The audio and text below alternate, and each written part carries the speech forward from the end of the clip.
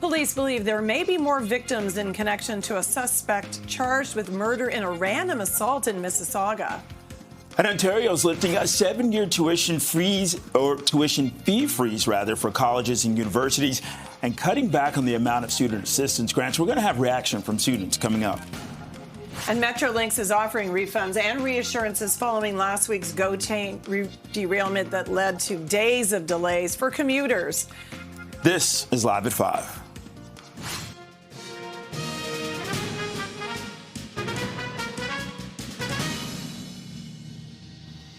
Hi, everybody. I'm Liz West. I'm Bakari Savage. Welcome to Live at 5. Investigators are appealing for more information in a murder in Mississauga that they say was random and unprovoked. CP24's crime analyst Steve Ryan joins us live from Dixie and Dundas with more. Steve.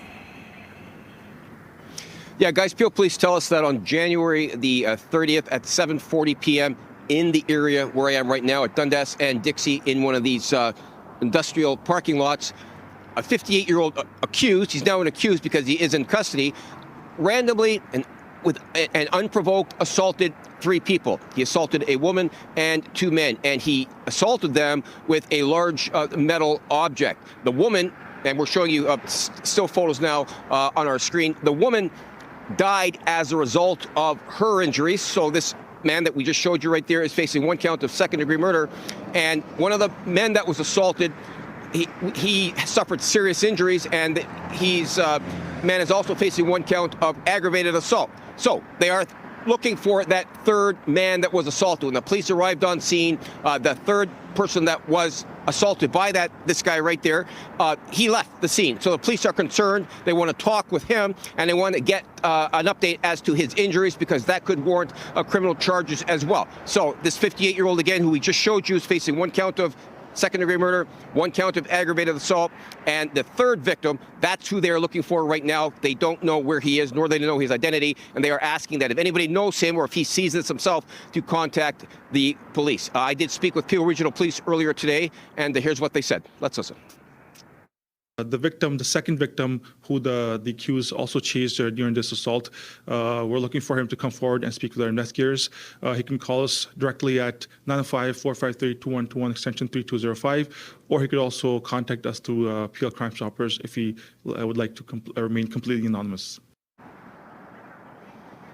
Now, oftentimes when one person does these multiple acts of violence randomly, unprovoked, it sometimes suggests that there was some sort of crisis going on, and this is what led to the assaults. This will be part of the investigation as the police now look for this third man who they believe was assaulted, and this man's state of mind, the accused's state of mind, will be part of this investigation if the police uncover that there was some sort of crisis ongoing as he committed these alleged offenses back on January the 30th. Send it back to you guys. Do we know if there's anything more about the person that's been charged? Do they have a record of any kind? So that wasn't disclosed by the police, but again, Liz, as I spoke with the Peel Police today, part of this investigation will be getting into this 58-year-old accused's background to see if, in fact, he has a history of suffering from or experiencing any sort of crises, and whether or not he was experienced one of those crises when he assaulted 2 people and murdered the third woman. The allegations are, if, in fact, he was experiencing some sort of crisis, that'll be part of the investigation going forward as this makes its way through the court process. Okay, CP24's crime analyst Steve Ryan reporting live. Thank you, Steve. And Canadian billionaire Frank Stronach's sexual assault trial got underway in Toronto today after being delayed for more than a week. The 93-year-old auto parts magnate is facing a dozen charges related to 7 complainants. He's been pleading not guilty, and the trial was supposed to begin last week but was pushed back after his lawyer said she received a large volume of disclosure and needed more time to prepare. Stronach's also expected to stand trial in Newmarket later this year on sexual assault charges. He's denied the allegations in that case as well. All right, it's 5:04. Let's head live to the TTC Transit Control Center. This is where Senior Communications Advisor Samantha TC is joining us with an update. Samantha, good evening. Thanks very much, Bakari. So things are shaping up quite well this evening with no delays on any of our underground subway routes or on Line 5, Eglinton, or Line 6, Finch West LRTs. Now, just a reminder for passengers who like to travel late night, especially on Line 5, Eglinton, we are in the first phase of opening with that line. So what that means is that trains will only be running until 11 p.m. But after that, don't worry, we got you covered with plenty of buses that will run across the entire Eglinton corridor. And now looking over at our bus and streetcar routes, buses and streetcars are detouring around the intersection of King and Atlantic Avenue due to a collision earlier in the day that has impacted some of our streetcar wires. So the 504 King and 508 Lakeshore streetcars are detouring eastbound using Dufferin Street, Queen, and Shaw Street back to the regular routing along King. And also impacted is the 63 Ossington southbound buses. They are also detouring around the intersection. Now, to stay live and up to date with these detours, make sure to visit us on the ttc.ca website, or you can follow us on X at TTC Notices for live transit updates. And that's it from us. Sending it back to you, Bakari and Liz in the newsroom. Okay, thanks a lot, Samantha. And some answers today about what led to a GO train derailment near Union Station last week. It disrupted service for days, and right now we're going to go live to CP24's Beatrice Faisman with more on the information shared at today's Metrolinx board meeting. Beatrice? Listen, Bakari, this is a quarterly meeting, and today we heard for the first time from the Metrolinx CEO about what caused a train to derail some 10 days ago. Back on Monday, February 2nd, we heard from Michael Lindsay that it was a failure of rail fastenings that caused this train on the Kitchener line to go off the tracks. In fact, he talked about there being a kind of 3 different sections where screws on timber plates had sheared, causing essentially them to do that under intense fatigue and pressure. And it caused, of course, just commuter chaos for thousands of people across the GTA. So here's a bit of what we heard from Michael Lindsay, specifically when it comes to the cause and the investigation that's now happening because of the derailment. There were 9 ties on one of the rail that, under stress and fatigue, repetitive stress and fatigue, had allowed the rail to move 1 1/8 inch out of alignment. That's how precise rail has to be, right? That caused the rail to roll, which caused wheels on the locomotive as well as the following coach to come off the rail. Then what happened after that was the train continued to move, right, before the brake was applied. It pulled through the switch that it was about to go through, exiting, damaging that switch, damaging some of the signaling infrastructure. So part of what the recovery was all about was working with the Toronto Terminal Railway to put that infrastructure back together.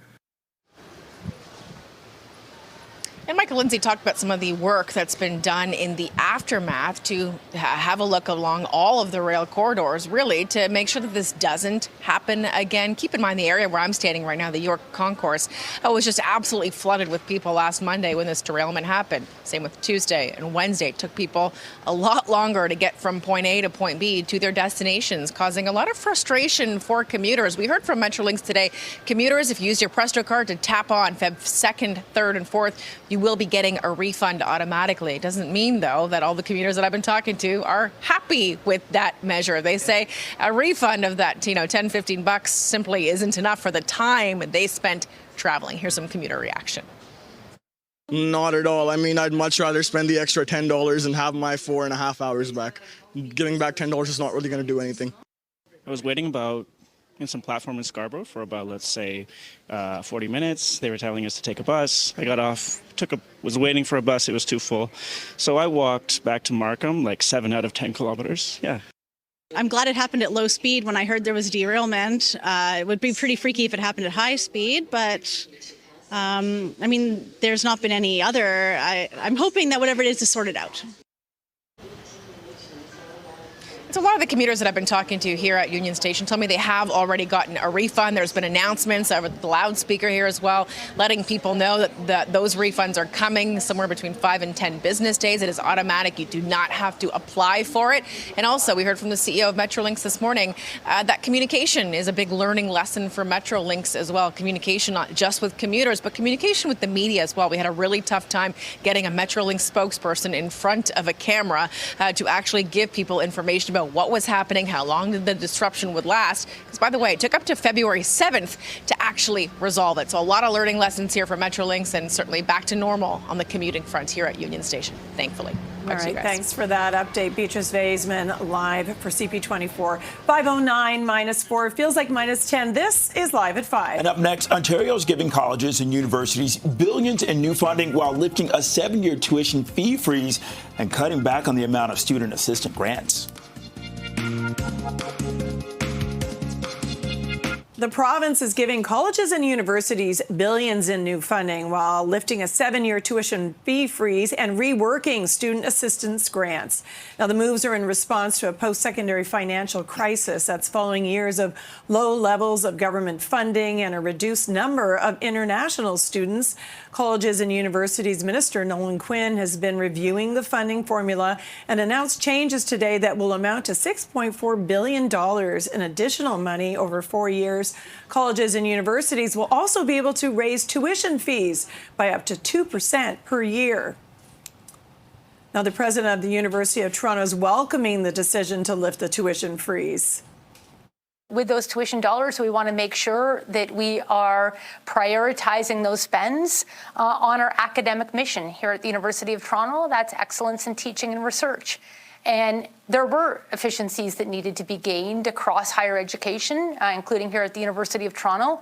And colleges and universities across our sector have been doing that hard work, and the province has realized that. And for more on today's announcements by the Ford government, let's go live to CP24. Sija Liu, she's at York University. Sija. Bakari, Liz, today's announcement is good news for schools who have been struggling financially, but it might be tough news for students who may have to take on more debt. That tuition freeze, it's been in place for 7 years now, but starting in the fall of this year, schools, colleges, universities will be allowed to increase tuition by 2% over the next 3 years. That equates to roughly 18 cents a day more for students in college and 47 cents more for students in university. It's a pretty modest amount, the province says, but the big changes that are coming is to the OSAP program. Right now, students can get up to 85% of the funding for that in grants. So this is money they don't have to pay back, but now they are overhauling that system and flipping it. So now, under OSAP, students can only receive up to 25% in grants. The remainder, 75% or more, is loans. So that is all the money they will have to pay back. And this all comes as the province is investing $64 billion over the next 4 years into universities and colleges. Here's more from the Minister of Universities and Colleges on that.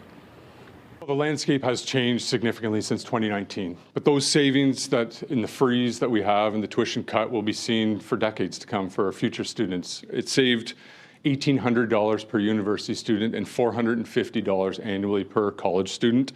But with the federal government's unilateral changes, whether it's on the OSAP side or on the international student population, it has created pressure on the system, and we just want to ensure the system is sustainable for years to come.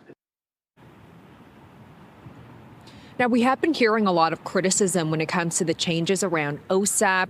Liberal critics and NDP critics are saying this is putting students from low and middle income classes in difficult situations where they have a lot more debt to pay off. And we have been speaking to students here at York University. They are saying financial stress is extremely real, and with these OSAP changes, they will have to take on more debt. Here's some more reaction from students today.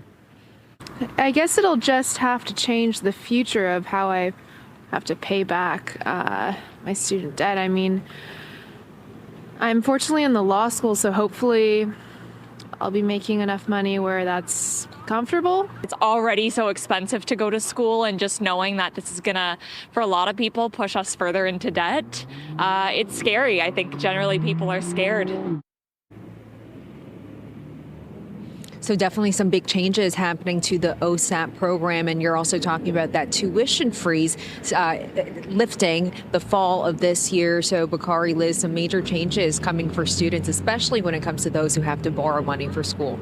Okay, live from the campus of York University, CP24, C. DeLu. With that, it's now 5:16, -4, feeling more like -10. This is Live at 5. And up ahead, we've got new details that have been released about the Pearson plane crash investigation. Well, a new poll suggests that Mayor Olivia Chow holds the advantage heading into Toronto's municipal election. Let's turn to CP24's Arda Zakarian, who has the numbers. Arda. Bakari and Liz, so this was a poll that was done by Liaison Strategies, and on a hypothetical poll between Mayor Olivia Chow, former Mayor John Tory, and Councillor Brad Bradford, they said that Mayor Olivia Chow sits at 40% support, followed by former Mayor John Tory at 33% and Councillor Brad Bradford at 18%. Now, I have to say, from these three, the only person that's made their intention to actually run is Councillor Brad Bradford. Neither Mayor Chow nor former Mayor John Tory have said that they are going to run in the election this year. There are clear regional divides, though. Chow's support is the strongest downtown, and her opposition is highest in Etobicoke. David Valentin is the principal at Liaison Strategies. The mayor has a pretty sizable lead over Mr. Tory, the former mayor of Toronto, of course, 7 points. But listen, 7 points is not too many. If you look at the way races unfold, it's a good lead, but not an insurmountable one. And of course, we're seeing some movement from the first declared candidate for mayor, Councillor Brad Bradford, who gained 2 points since December. So he's up at 18%. On the proposed 2.2 property tax increase, the city is almost evenly split. 48% support it, 47% oppose it, and 65% believe that this rate was actually influenced by the elections that are coming up this year. As for the broader mood, 49% of Torontonians say that they think that Toronto is moving in the right direction. Top priorities for Torontonians have not changed. They include housing affordability, road repair, congestion, public safety, TTC reliability, the issues that we have known all along. And while Toronto prepares to host the 2026 FIFA World Cup, excitement is mixed. Some people are very excited about it, but others are worried about what this will mean for congestion too in the city, and of course cost that comes along with it. And confidence in the new traffic czar, that also remains low.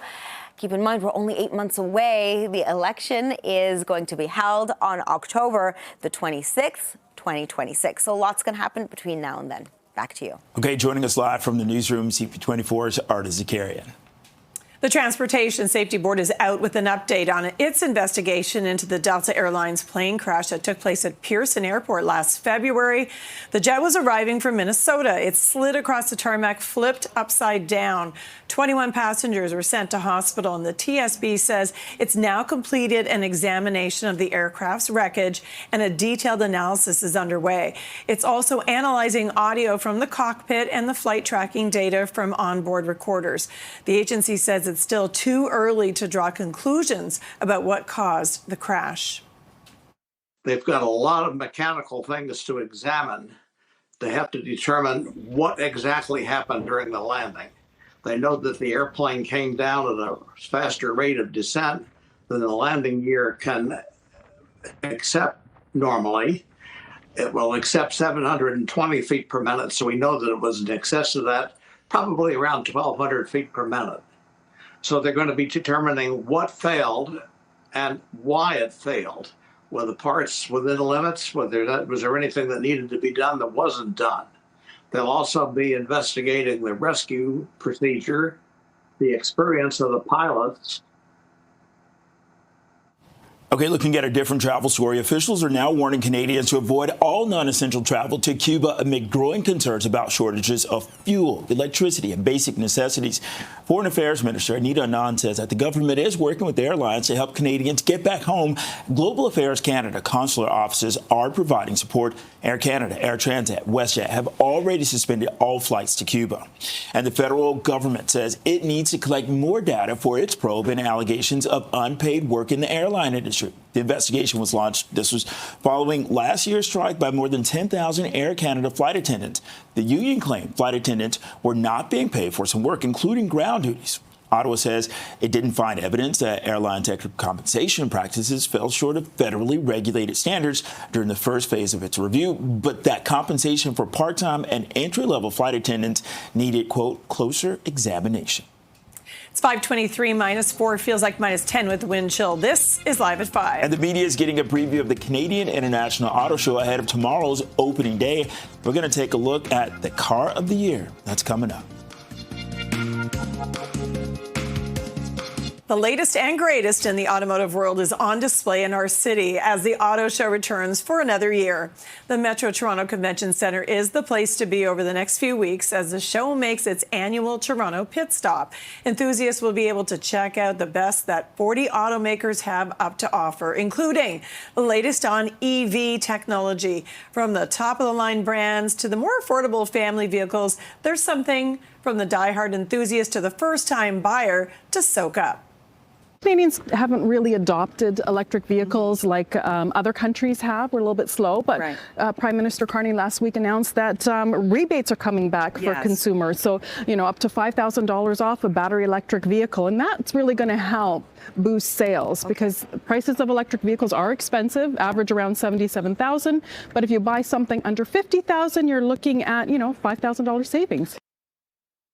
Unbelievably great feeling for a manufacturer, but winning it 2 years in a row is really something special. So thank you to AJAC for that. Well, the 2026 Honda Civic hangs on to the title for the second straight year.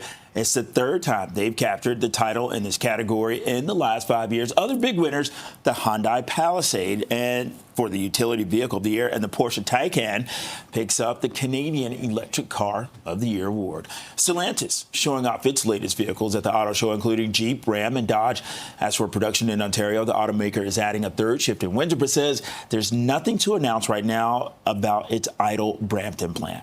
And the head of Stellantis Canada says that there's nothing to announce about the future production at that Brampton plant. It's an interesting time for the automotive industry, but for Stellantis in particular, I think Brampton is a hot topic, and it should be a hot topic. It's an important topic. There's many Canadians that have depended on that location, and it is something that factors into our future. It's something we're working very hard to figure out the long-term sustainable future of.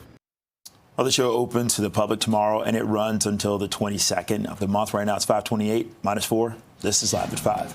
And Metrolinx is offering refunds and reassurances following last week's GO train derailment that led to days of delays for commuters. We'll hear from the CEO of Metrolinx next.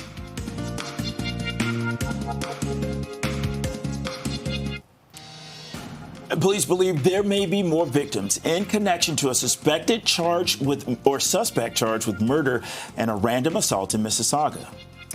Ontario is lifting a 7-year tuition freeze for colleges and universities and cutting back on the amount of student assistance grants. We'll have reaction from students coming up.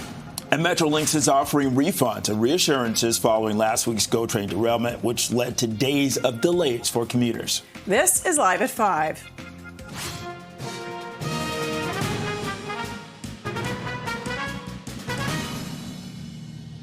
Good evening. I'm Bakari Savage. I'm Liz West. Welcome to Live at 5. Some answers today about what led to a GO train derailment near Union Station last week. It disrupted service for days. So now we're going to go live to CP24's Beatrice Baseman with more on the information that was shared today at Metrolinx's board meeting. Beatrice? Liz, Bakari, good evening. I mean, for commuters here at Union Station, they're very thankful that certainly things are back on track and back to business as usual in terms of getting to their destinations. That was not the case last week, not on Monday, Tuesday, Wednesday, Thursday. And it wasn't until February 7th that the commute was actually restored back to how it should be. Today, we heard from the CEO of Metrolinx, Michael Lindsay, for the first time about what actually caused that train to derail some 10 days ago along the Kitchener line at 8:15 in the morning. He revealed that it was actually a failure in rail fastenings that caused the train to go off the tracks. In fact, he talked about it, happening in a way that screws in 9 separate locations on timber plates sheared under fatigue and pressure. and gave way. So certainly the good news was there was no injuries on board that train. It was traveling at a slow speed. But he talked about the learning lessons and the investigation that have subsequently happened and some of the work that's been done on that rail corridor, as well as across the entire system to make sure that it is secure, it is safe, and that it won't happen again. For commuters, it caused a lot of travel headaches. I've been talking to people who say that their commute, changed not just by half an hour, let's say, but by several hours. In fact, it took one gentleman 4 hours to go from Burlington down here to Union Station. Metrolink's revealing it's going to be offering refunds for anyone who used a Presto card to tap on February 2nd, 3rd, and 4th. And so I've been talking to commuters here to ask, is that refund good enough for you? And do you still have confidence in the safety of using the GO Transit system?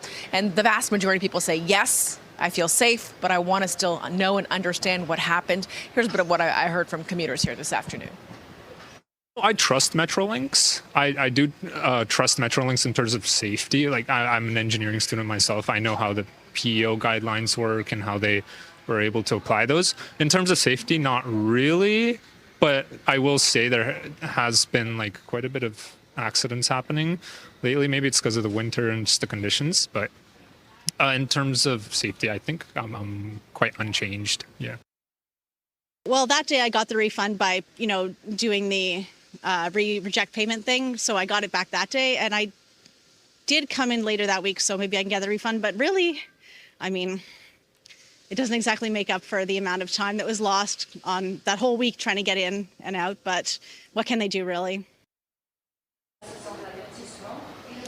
Another commuter I talked to saying, listen, time is money. And when I spent 4 hours commuting, I expect to be compensated in a big way. And I'd like that time back. Of course, that's not going to happen. It is what it is. Announcements have been happening here at the York Concourse, letting these commuters know to expect a refund automatically in the next 5 to 10 business days. You do not have to apply for it.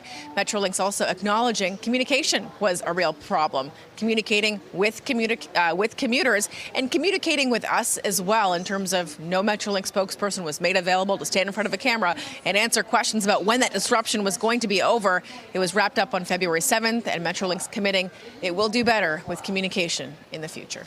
Back to you guys. Beatrice Vaisman live from Union Station. Thanks, Beatrice. The Transportation Safety Board out with an update on its investigation into the Delta Airlines plane crash at Pearson Airport last February. The jet was arriving from Minnesota. That's when it slid across the tarmac, flipping upside down. 21 passengers were sent to hospital. The TSB says it has completed an examination of the aircraft's wreckage, and a detailed analysis is underway. It's also analyzing audio from the cockpit and flight tracking data from onboard recorders. So the agency says it's still too early to draw conclusions about what caused the crash. They'll be looking at the landing, the training they got, why the rate of descent was so high, why the wing came off the airplane as it rolled inverted. They're also going to discover why the pilot's door did not open. They were trapped in the cockpit, and luckily they were able to exit the airplane through the emergency hatch in the roof, which was turned upside down. I'm not sure how they did that. So there's a lot of things yet to uncover before the final report comes out. Usually we expect a final report in about a year, but this time it isn't going to happen that way.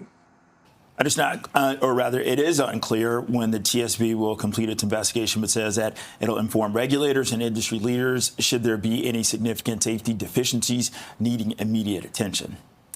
Let's head live to the TTC Transit Control Center with Senior Communications Advisor Samantha TC joins us tonight. How are things looking, Samantha? Thanks so much, Liz. So things are still moving well on all of our underground subway lines, as well as Line 5 and Line 6. Now, we are tracking a collision that is impacting some of our bus and streetcar routes. So streetcars and buses are detouring around the intersection of King and Atlantic Avenue following a collision that happened earlier today that impacted some of our streetcar overhead wires. So streetcars, including the 504 King and 508 Lakeshore routes, are detouring eastbound only using buffer Dufferin, Queen, and Shaw Street back to their regular routing along King, while the 63 Ossington buses are also detouring southbound only around the intersection.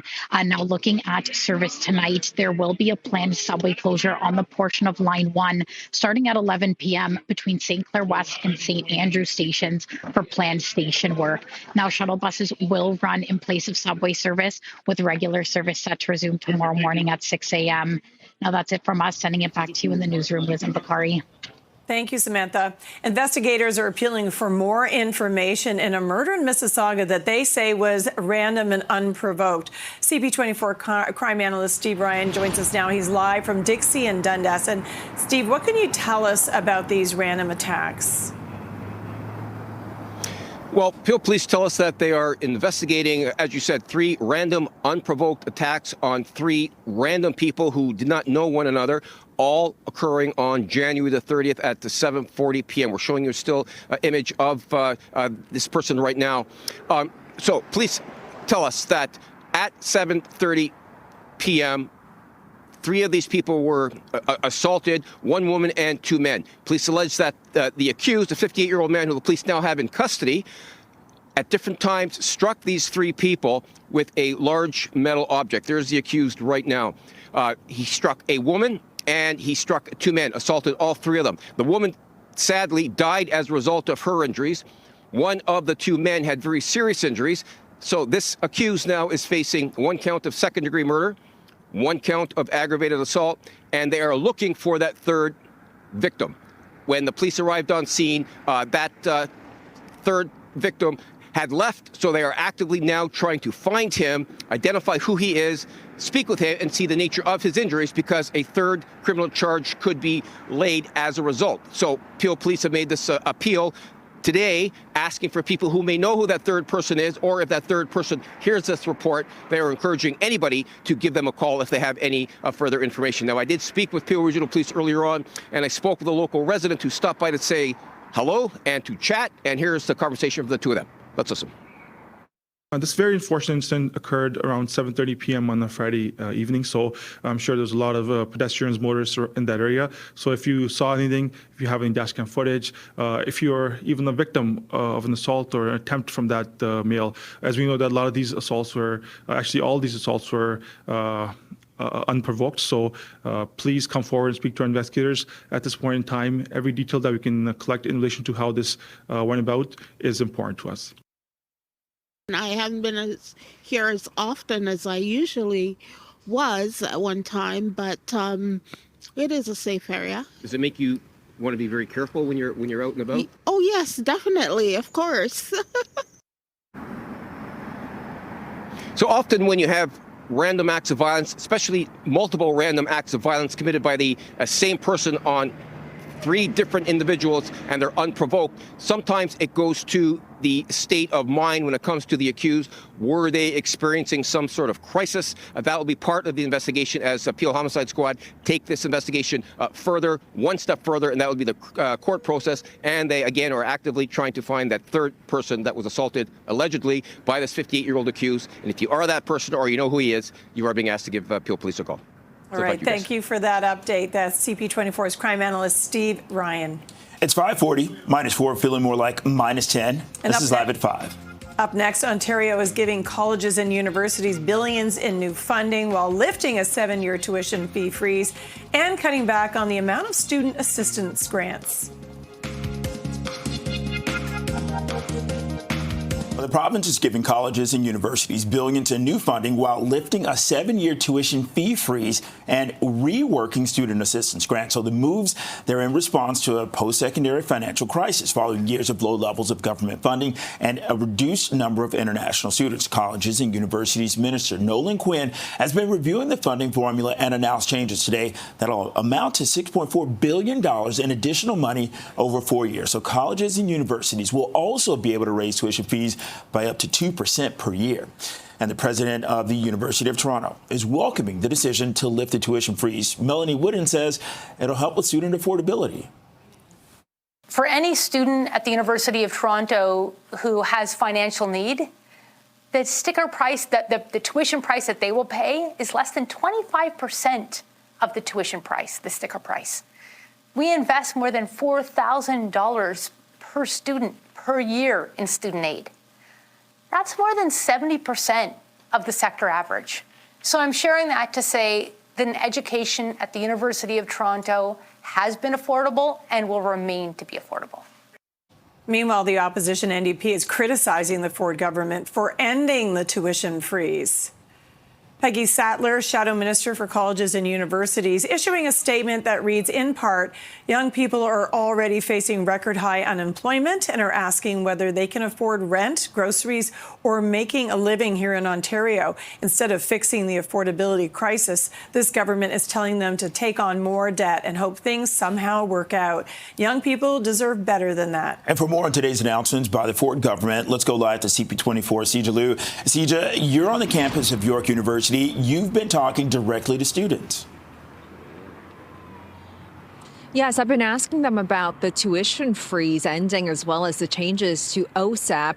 And students understandably are worried about the tuition increases and how they will repay their loans. Now, when it comes to this tuition freeze that is ending, schools, universities, colleges will be allowed to increase tuition by 2% over the next 3 years. This equates to about an extra 18 cents a day for students in college and about 47 cents for students in university. The province says this is relatively a modest increase, and it all comes as they are getting $6.4 billion from the province, and it comes during a time when schools have had to cut programs and lay off staff after seeing a sharp decline in international students and funding as well. So we were talking to some students along with the Minister of College and Universities. Here's what she had to say about the big funding announcement today.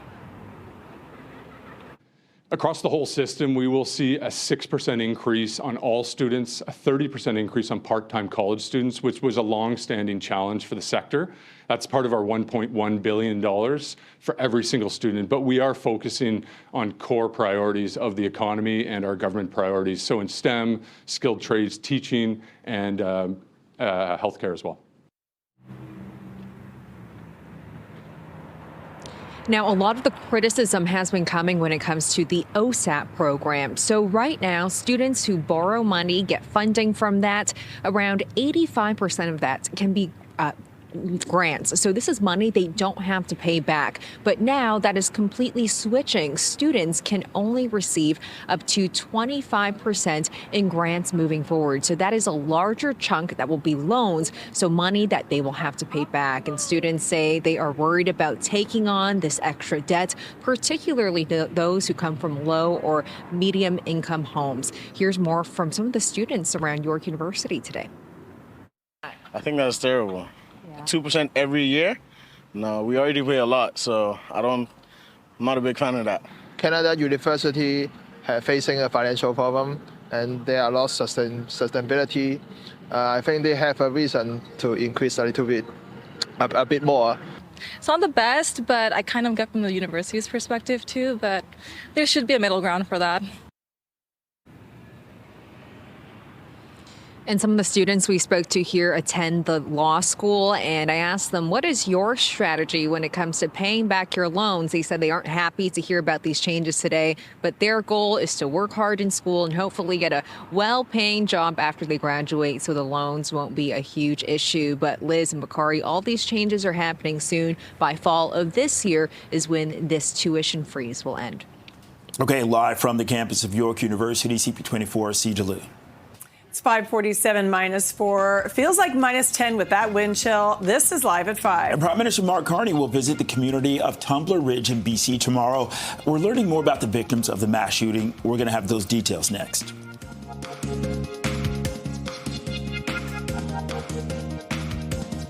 Canadian billionaire Frank Stronach's sexual assault trial got underway in Toronto today after being delayed for more than a week.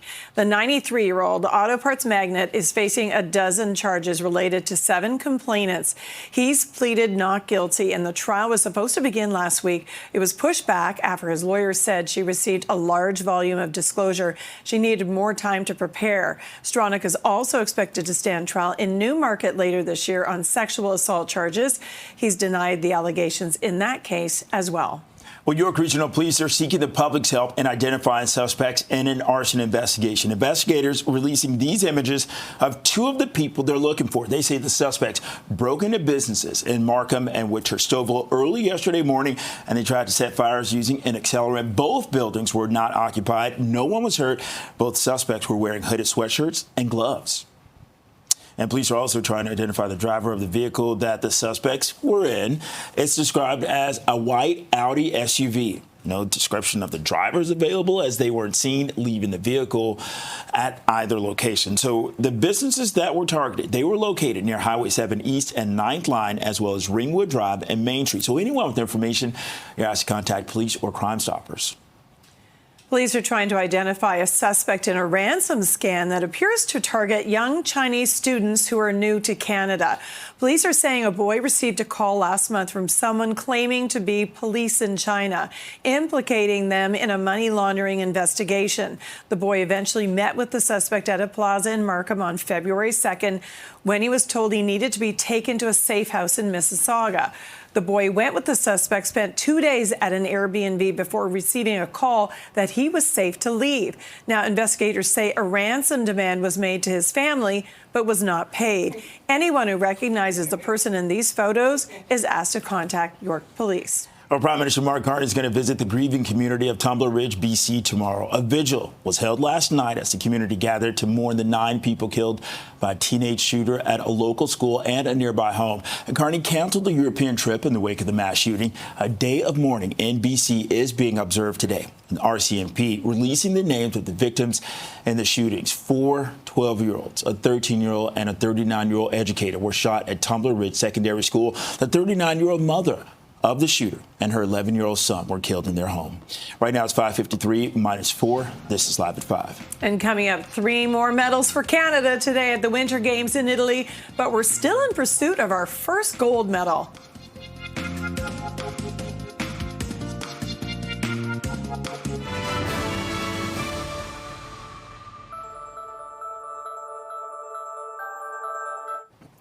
Team Canada is adding to its medal haul in Milano Cortina, and 24-year-old Elliot Grondin won silver in men's snowboard cross.